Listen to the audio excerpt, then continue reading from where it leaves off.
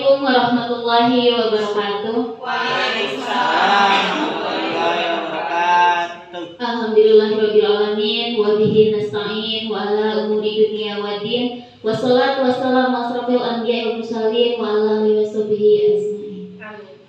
Yang terhormat Ibu Kepala Sekolah SDN Cianten 01, yang terhormat Ibu Bapak Guru SDN Cianten 1 yang mudah-mudahan hari ini dalam keadaan sehat walafiat. Amin. Ibu Bapak yang terhormat, hari ini kita berkumpul di sini dalam acara diseminasi budaya positif yang akan diberikan materinya itu oleh Ibu Rismawati sebagai calon guru penggerak angkatan 7 Kabupaten Bogor. Untuk mempersingkat waktu, kita buka acara pada pagi hari ini dengan pembacaan basmalah. Bismillahirrahmanirrahim. Baik, acara selanjutnya kita menuju kepada pemberian materi oleh Ibu Rismawati, yaitu tentang diseminasi budaya positif. Bismillahirrahmanirrahim. Assalamualaikum warahmatullahi wabarakatuh. Waalaikumsalam warahmatullahi wabarakatuh. Puji dan syukur marilah sama-sama kita panjatkan kehadiran Allah Subhanahu wa taala, karena dengan nikmatnya lah hari ini alhamdulillah di sela-sela kesibukan Bapak dan Ibu kita dapat berkumpul dalam kegiatan diseminasi dengan judul budaya positif.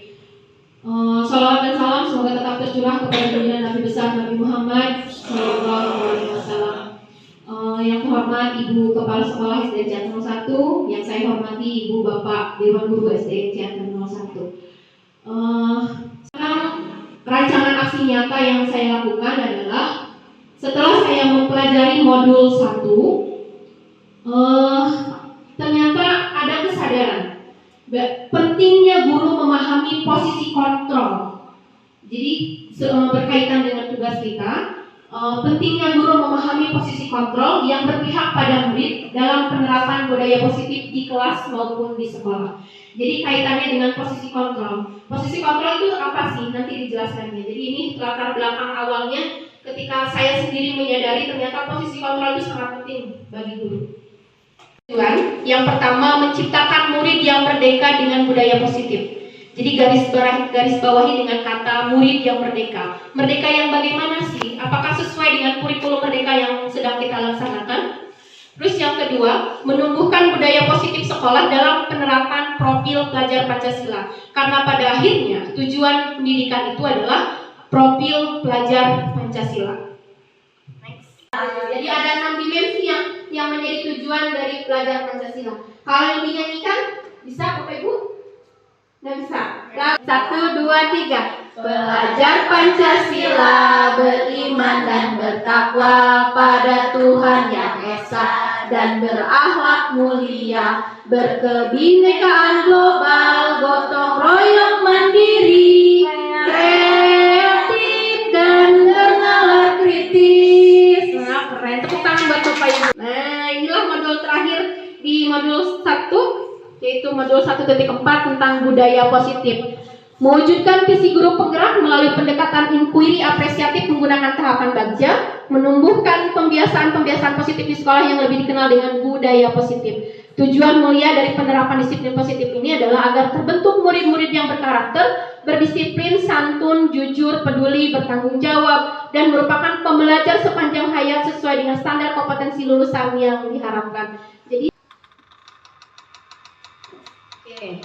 elaborasi konsep,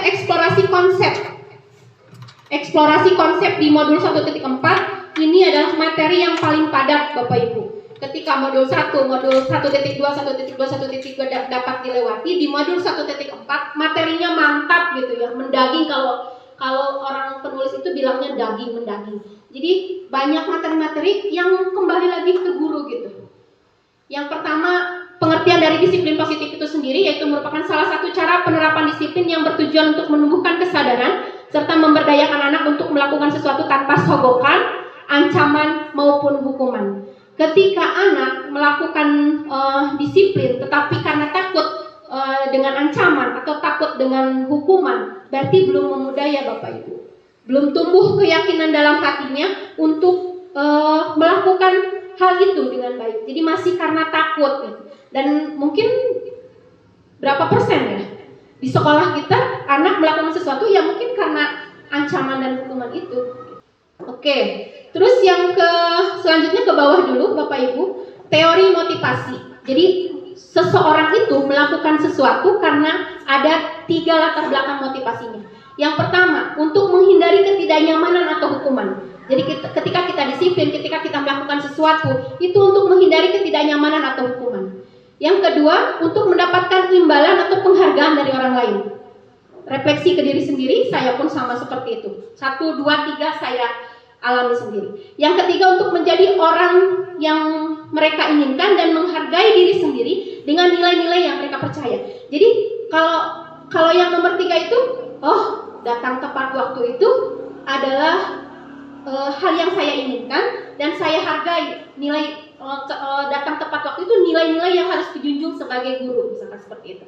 Jadi dari 1, 2, dan 3 yang paling baik adalah motivasi nomor 3, karena nomor 3 itu muncul dari diri, internal. Jadi kalau muncul dari diri, kalau dari dalam, insya Allah lebih kuat lagi, lebih yakin lagi. Tapi kalau dari luar, seperti karena hukuman atau karena penghargaan, berarti itu eksternal.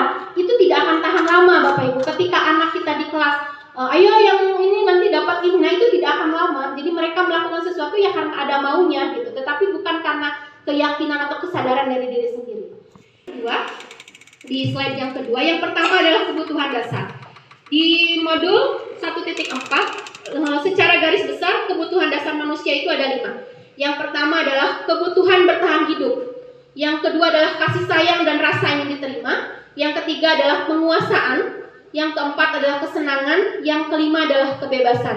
Hal yang harus digarisbawahi oleh kita para guru adalah ketika murid kita melakukan kesalahan, melakukan hal yang tidak baik, berarti ada kebutuhan dasarnya yang tidak dipenuhi, baik itu di rumah ataupun di sekolah. Jadi misalkan ketika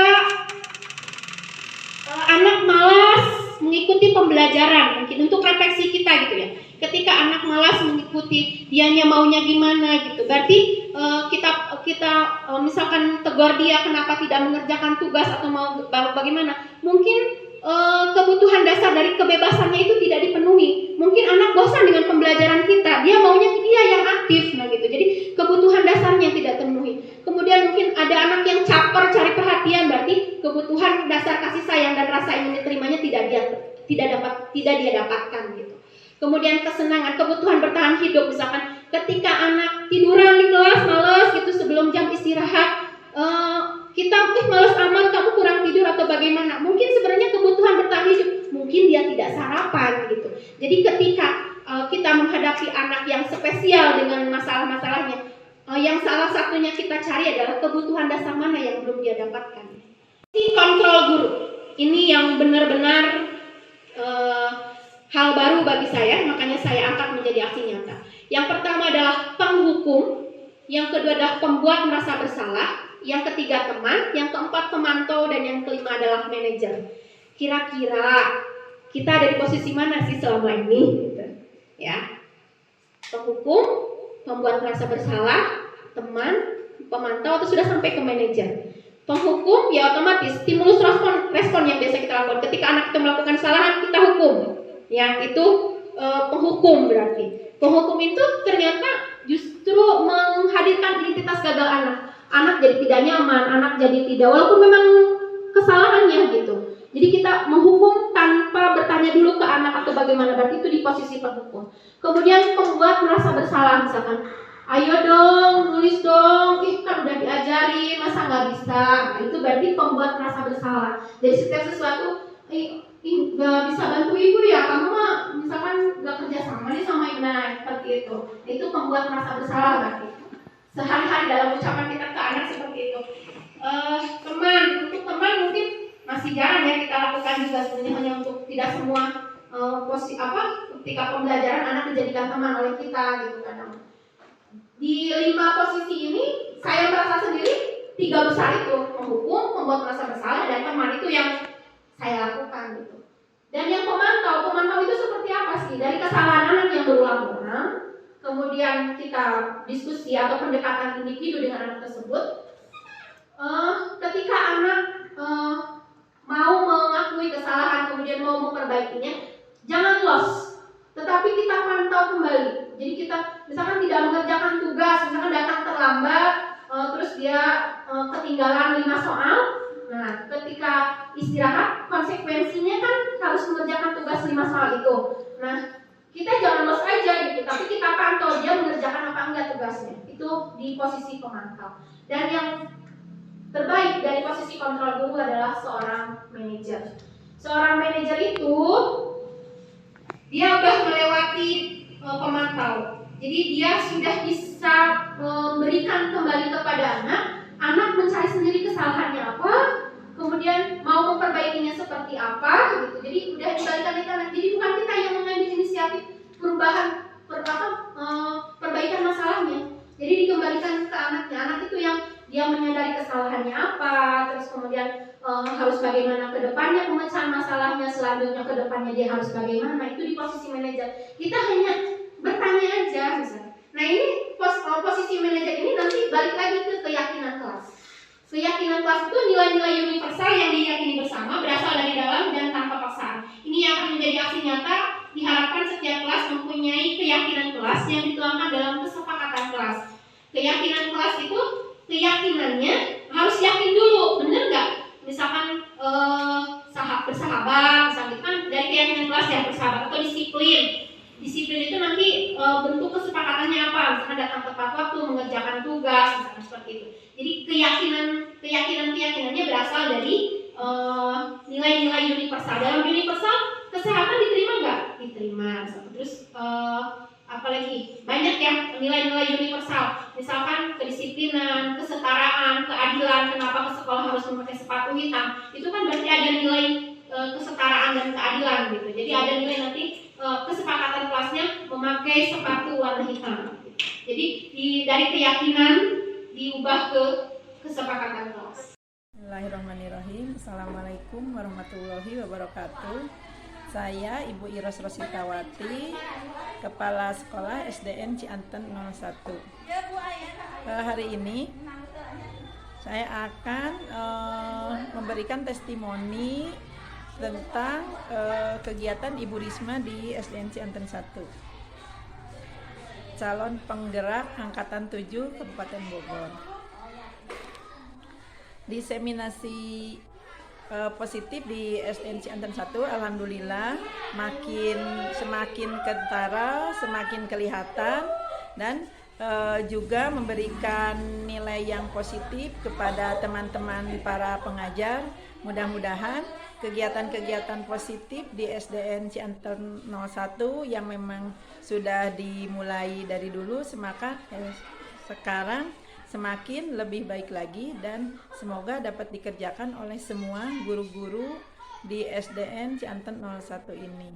Jadi untuk kegiatan guru penggerak ini alhamdulillah semakin baik, semakin positif, dan semoga hasilnya, outputnya nanti semakin baik juga untuk kemajuan siswa-siswi di SDN Cianten 01.